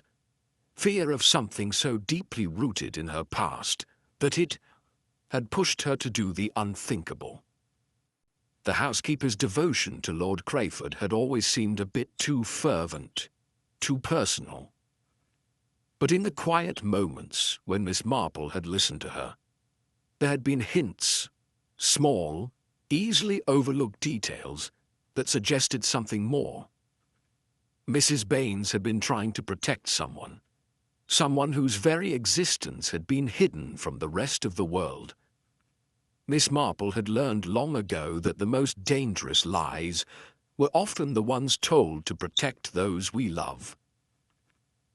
As she pieced together the full extent of the housekeeper's secret, a chilling truth emerged. Mrs. Baines had been guarding a hidden family member, someone long believed to be dead, but in reality, living in the shadows. A child of Lord Crayford's, born out of an illicit affair years before, a child who had been kept hidden away in the very manor that had now become the scene of so much bloodshed. It had been Mrs. Baines's desperate love for this child that had driven her to commit murder. She had done everything she could to protect the secret, even if it meant destroying anyone who might expose it. The ledger, the stolen documents, the carefully staged murder scenes, they were all part of her plan to keep the truth buried. The child, it seemed, had been Lord Crayford's greatest shame, a living reminder of a mistake he had long tried to forget. But Mrs. Baines had loved that child fiercely, and when the truth had begun to surface, when the threat of exposure had loomed too large, she had resorted to the only means she knew to protect her. Miss Marple's heart sank as the full weight of the housekeeper's twisted logic became clear. Mrs. Baines hadn't been motivated by money or power, nor even by revenge.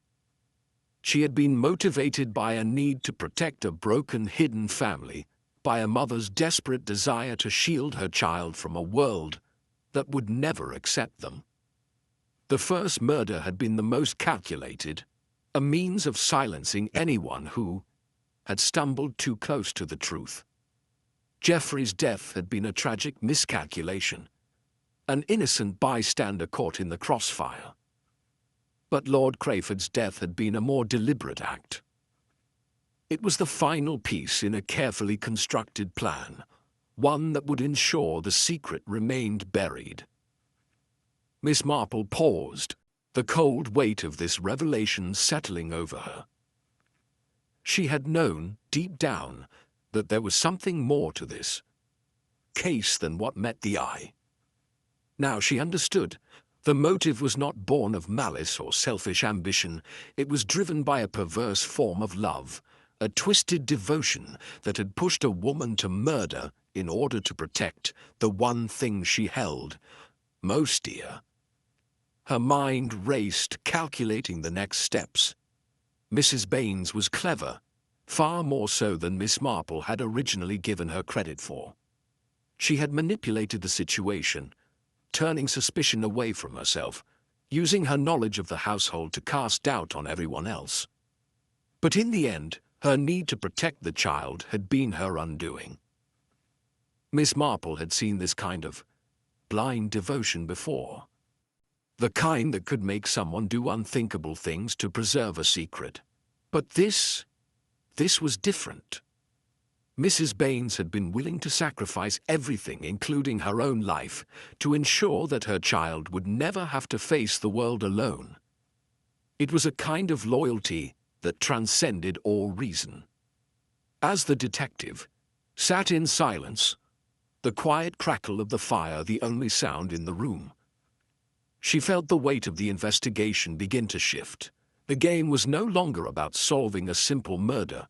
It was about understanding the twisted psyche of a woman who had lost herself in her own delusions, a woman who had become so consumed by her need to protect her family that she had destroyed the very thing she had sought to safeguard. And now it was up to Miss Marple to bring that twisted truth to light, to expose the hidden motive that had driven these murders, and to ensure that the cycle of violence would end before it could claim anyone else. The night was far from over, and Miss Marple knew that she had only just uncovered the surface of a much darker truth. The investigation had taken its final turn, and with it came the understanding that some crimes were born not from hatred, but from a kind of tragic love that could consume everything in its path. Miss Marple rose, her resolve hardening. The final confrontation was at hand, and she was ready. The late afternoon sun filtered weakly through the heavy curtains of the drawing room, casting long shadows across the floor. Miss Marple stood by the window, watching the quiet garden outside, her mind turning over the details of the case one final time. The pieces had all come together now, the puzzle nearly complete. Mrs. Baines had been the architect of this entire tragedy, driven not by greed or ambition, but by a twisted, protective love. She had murdered to keep her secret, her child hidden, her family preserved. Miss Marple could feel the weight of the truth pressing down on her chest, but she knew that this final confrontation had to be handled with care. She had no doubt that Mrs. Baines would be dangerous now, cornered and desperate. The woman had already killed once, perhaps twice, to safeguard her secret. There was no telling what she might do if faced with the inevitability of exposure. The detective's thoughts were interrupted by the sound of footsteps approaching from the hallway. The door creaked open, and Constable Harper entered, his face tight with the tension of the past few days. His eyes flickered toward Miss Marple, then to the table where the various pieces of evidence had been laid out in neat, deliberate rows. It was clear that he had no idea what to make of the case anymore. The authorities had been close, but their focus had been too narrow. They hadn't seen the truth that Miss Marple had uncovered. But now they were ready to confront the woman who had orchestrated everything. "The housekeeper?" Harper asked, his voice uncertain. "You're sure it's her?" Miss Marple turned to face him, her expression calm but resolute. "Yes, Constable, she's the one. But I need you to follow my lead, and I need you to stay out of sight. We can't let her slip away now." Harper nodded, though there was a trace of doubt in his eyes. It wasn't that he didn't trust Miss Marple. He had come to respect her instincts over the course of the investigation. But the weight of what they were about to do still hung heavy. Confronting someone as calculating as Mrs. Baines was dangerous. There would be no turning back after this. As they moved through the manor toward the back rooms, Miss Marple's mind raced. The trap was set. She had made sure of it. Mrs. Baines had already made a critical mistake when she tried to retrieve the hidden letters from the safe in the study. Miss Marple had seen her slip inside under the cover of night. And though the woman had likely thought her actions were unnoticed, the detective had been observing closely. She had planted the final key piece of evidence, an envelope marked with a false lead, directly in her path. It had been a calculated risk, but Miss Marple trusted that Mrs. Baines would fall for it. The quiet shuffle of Mrs. Baines's footsteps reached Miss Marple's ears just before the door to the study opened. The housekeeper stepped into the room, her eyes darting warily over the space, as though she could sense the weight of the trap closing in.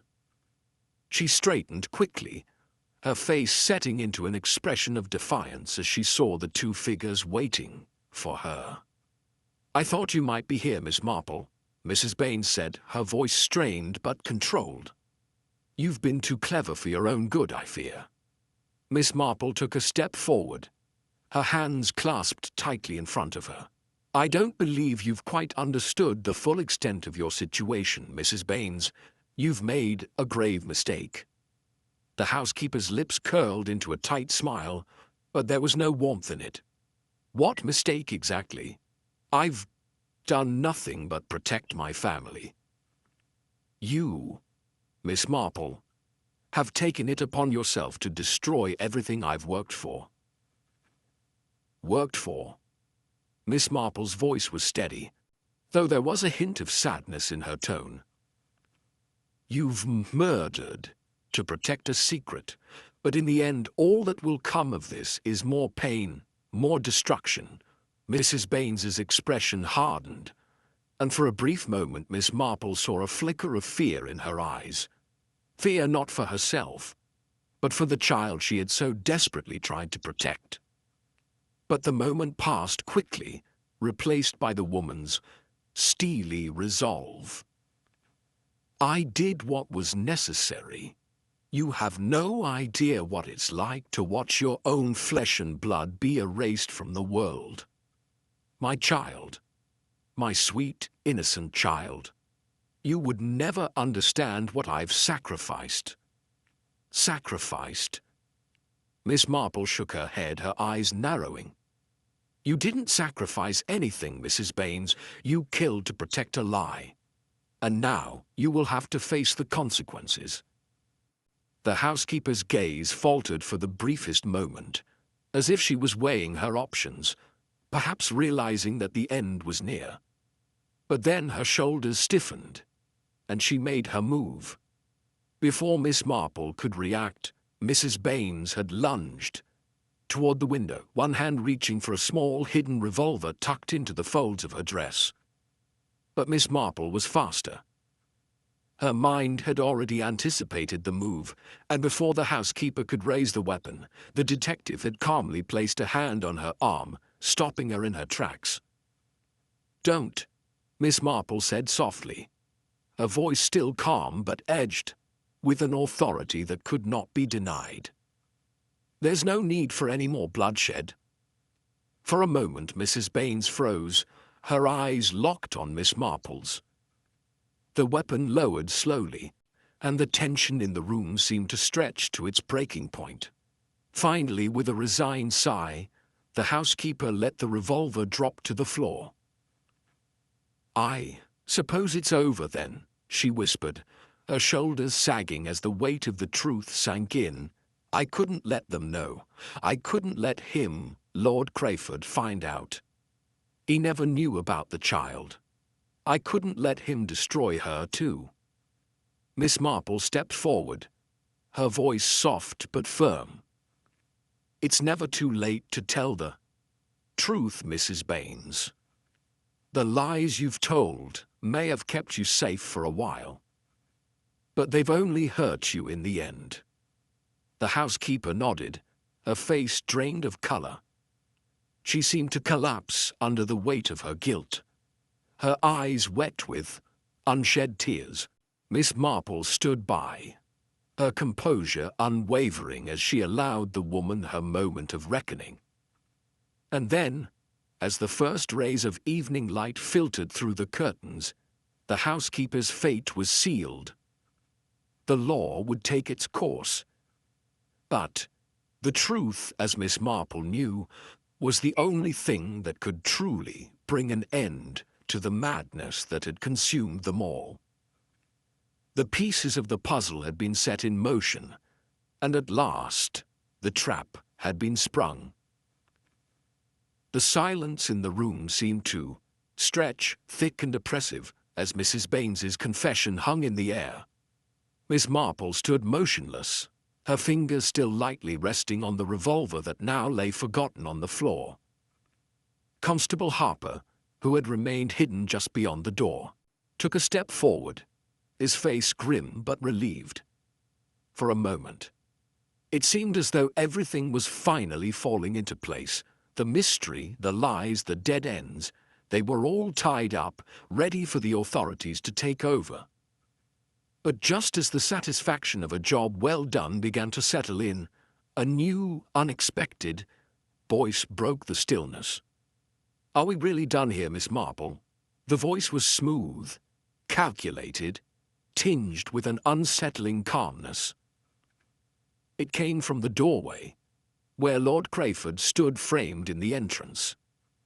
His expression was unreadable, but his eyes gleamed with something that Miss Marple could not quite place. The detective's stomach tightened, a cold shiver running down her spine. The room, which had moments ago felt so tightly controlled, suddenly seemed vast and unfamiliar again.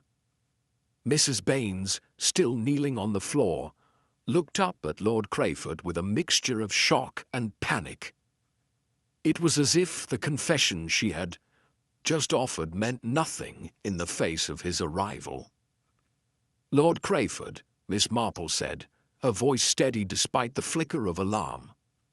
"I wasn't expecting you." "I'm sure," Crayford replied, his tone smooth, though there was an undercurrent of something darker beneath it. "But I think you should have. After all, it's my house, isn't it?"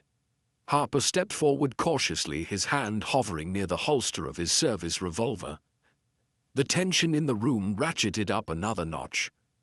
There was something about Crayford's presence that didn't sit right. The man had always been aloof, distant, a figure of wealth and power. But now, with everything about to be exposed, his calm demeanor felt out of place. "Isn't it a bit too late to show up?" Harper asked, his voice strained. Crayford ignored him, his eyes locked on Miss Marple.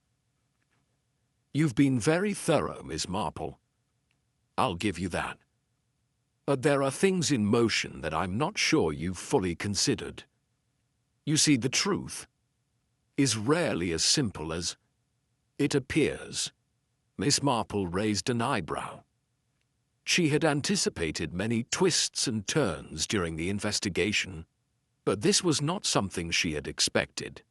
She could feel the shift in the air, the subtle change in the atmosphere, as if the ground was being pulled out from under her. "What do you mean?" Miss Marple asked, her voice low but sharp. Crayford took a step closer, and for a moment, he seemed to revel in the mystery of the moment, enjoying the discomfort he had caused. He was playing the part of the enigmatic aristocrat too well. "It's simple, really, Mrs. Baines," he said, turning his gaze to the woman who was now trembling at his feet. "Wasn't the only one with a secret. No, Miss Marple. There was someone else, someone far closer to the heart of this house." A sickening realization settled over Miss Marple, but before she could voice it, Crayford continued. "You see, while Mrs. Baines tried to protect her child, I was protecting something else, my own interests." He paused, watching Miss Marple's eyes narrow. "But it's not just about protecting a legacy. It's about ensuring that the past doesn't return to haunt us." Miss Marple's pulse quickened as she slowly pieced the fragments together. The lingering questions she'd held in her mind about Lord Crayford's strange behavior, his involvement in his wife's death, the inconsistencies in his alibi, all of it was starting to form a clearer picture. But there was more. Something darker, more insidious than she had initially imagined. "You're not making sense," she said, though the cold certainty in her voice betrayed her growing understanding.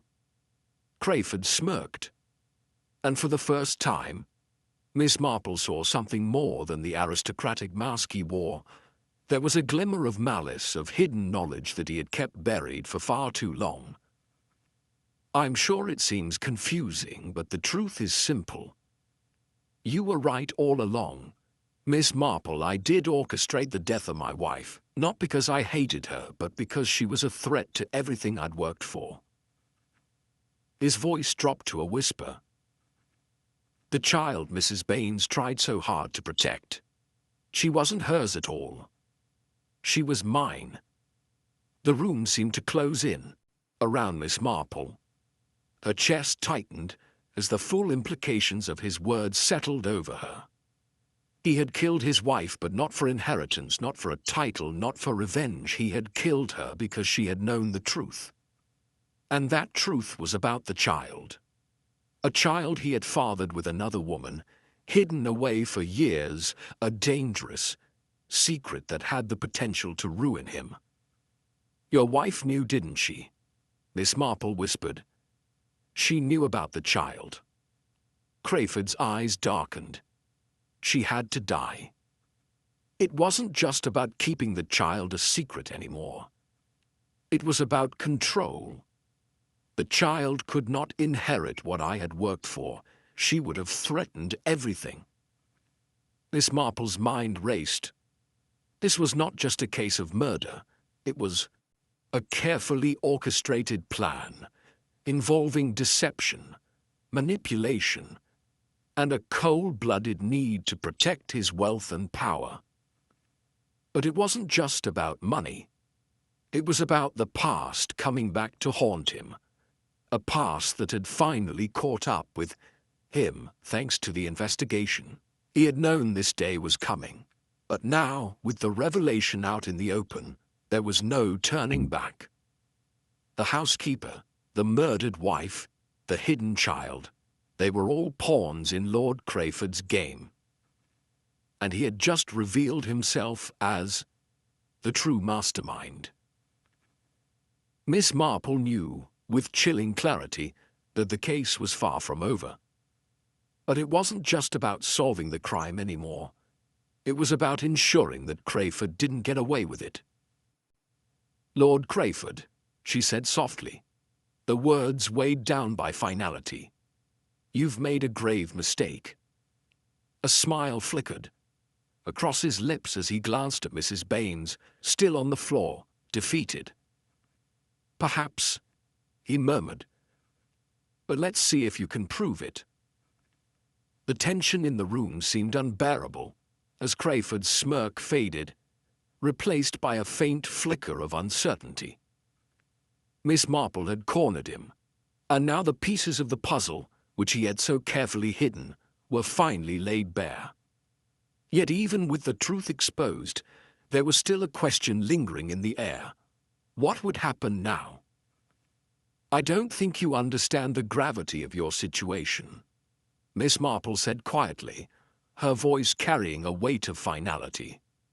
"You may think you've orchestrated everything perfectly, but you've made one fatal mistake." Lord Crayford's gaze sharpened. His usual composure cracked, just slightly, enough to show the depth of his fear. "And what might that be, Miss Marple?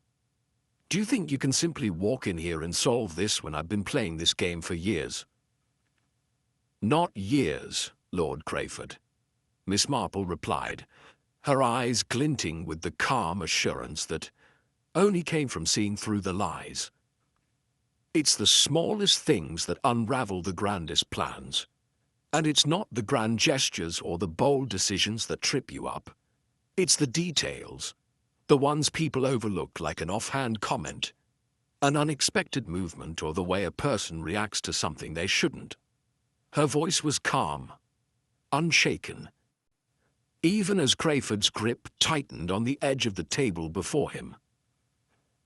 Mrs. Baines remained seated on the floor, her hands shaking, her eyes flickering between the two figures locked in verbal battle. She was still, trying to process what had just been revealed. Her loyalty had been betrayed in ways she couldn't even comprehend. "You missed a crucial moment," Miss Marple continued, now speaking directly to Crayford. "The moment when you let your guard down, when you thought you were safe, but the truth slipped through. The child you thought was gone, the one you were so desperate to protect, she was never far from you." Crayford sneered. "You're delusional. You're twisting words now." "No," Miss Marple said, her voice firm. "You didn't count on one thing: the timing of your wife's death. You believed that if she was removed, the child's secret would remain hidden. But you never accounted for her last act of defiance, the letter she left behind." Crayford's eyes widened, and in that split second, Miss Marple could see it, his mind scrambling to process the very thing he had believed would remain buried forever. The letter, the one that had been stashed in the back of a drawer, forgotten by everyone except for her, and now a silent witness to the tragedy that had unfolded in Crayford's life. A letter that confirmed what Miss Marple had suspected all along: the identity of the child's real mother, and the plans to expose Crayford for what he had done. "You think you've been clever," Miss Marple continued, stepping closer, the final pieces now falling into place. "But your wife was more clever than you gave her credit for. She knew what you had done. and she knew that if anything happened to her, that letter would be the one thing that could bring you down. And that's why she was murdered. Crayford's expression faltered, just for a moment. It was enough. No, he whispered, almost to himself, as if he had been trying to convince himself this entire time. She wouldn't. But Miss Marple didn't relent. She would, and she did. She left it hidden, knowing that when the time came, someone would find it. Someone like me. The silence in the room felt like an eternity, and yet the moment stretched only a few seconds longer. Crayford's mind was still reeling, but it was too late now. He had underestimated her, underestimated the power of a single overlooked detail. Harper, who had been standing silently at the door, made a small, cautious move forward. His hand hovered near his revolver, ready for any sign of escape or violence from Crayford. Miss Marple noticed his tension, but she remained resolute. There was no more need for hesitation. The truth had already come to light. I've taken the liberty of making sure the letter is safely in the hands of the authorities, Miss Marple added. It's all there. The proof of your involvement, the twisted web of lies you've spun over the years, the hidden child, the murder of your wife, the manipulation of everyone around you. It's all documented, and it will bring you down, one way or another. For the first time, Lord Crayford looked fully defeated. His shoulders slumped, and the mask he had worn for so long seemed to crack, revealing the man beneath, the one who had clung so desperately to his power and secrets. I thought I could control everything, he murmured almost to himself. I thought I could keep it hidden forever. Miss Marple's eyes softened, but only briefly. She knew that this man was beyond redemption, that there was no true justice for him. The weight of his crimes would follow him no matter how he tried to escape it. I'm afraid, she said, her voice quiet but filled with conviction. There's no escaping the truth now. As the authorities arrived to take Lord Crayford into custody, Miss Marple stood aside, allowing them to do their duty. The wheels of justice had turned, but there was still an unsettling sense of incompleteness hanging in the air.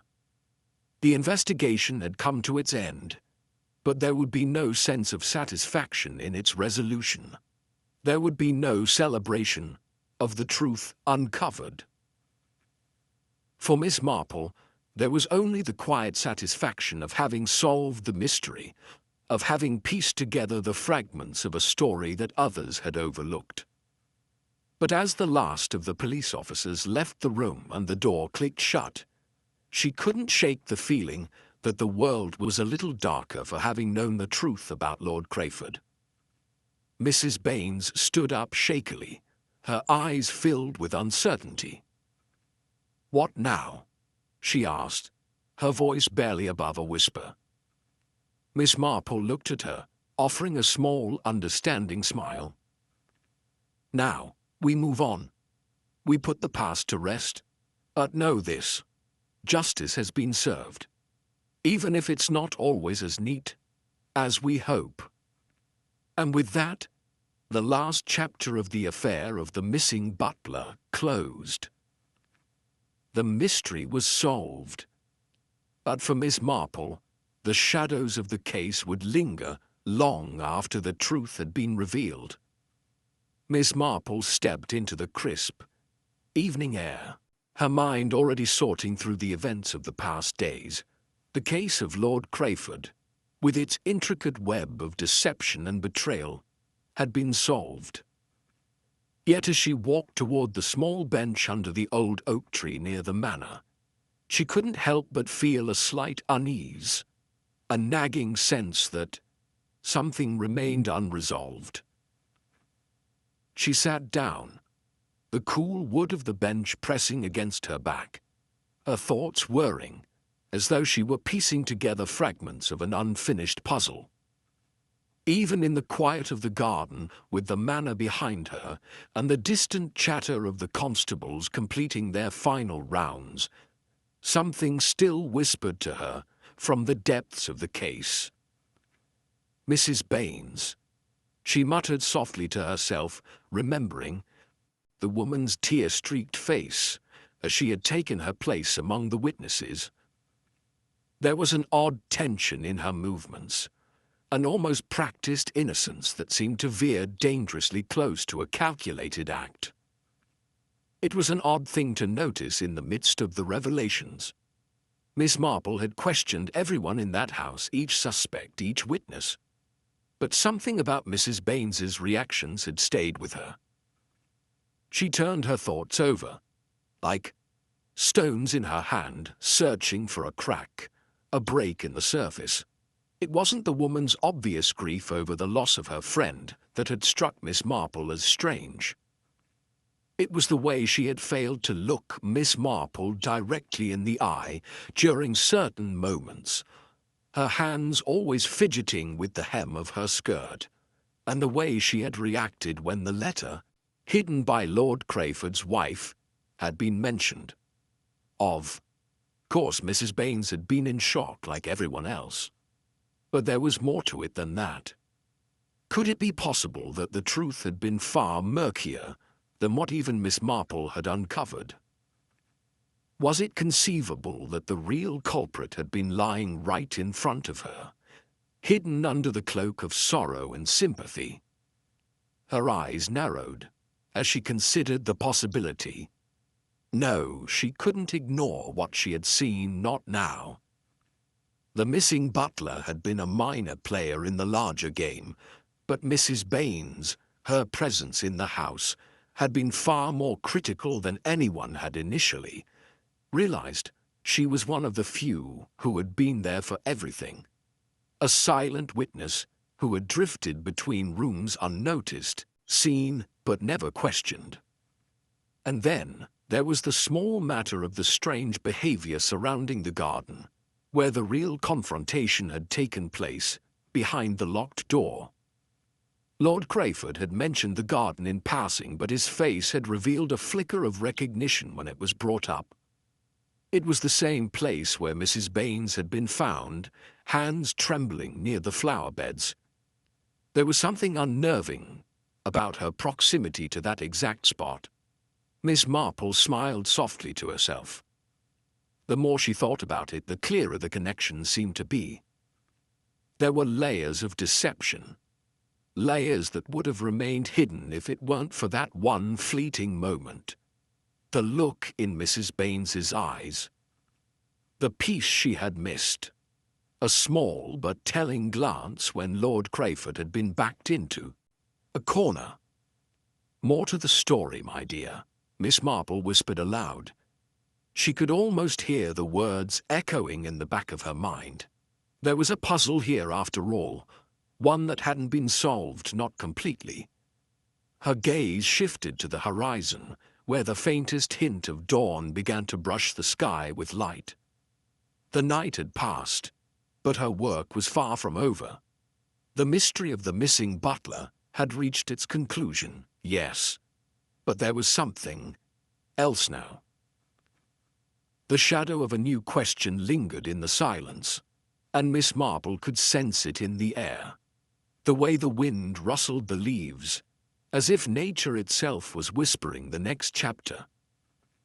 She stood slowly, the light of day beginning to fill the garden with golden hues.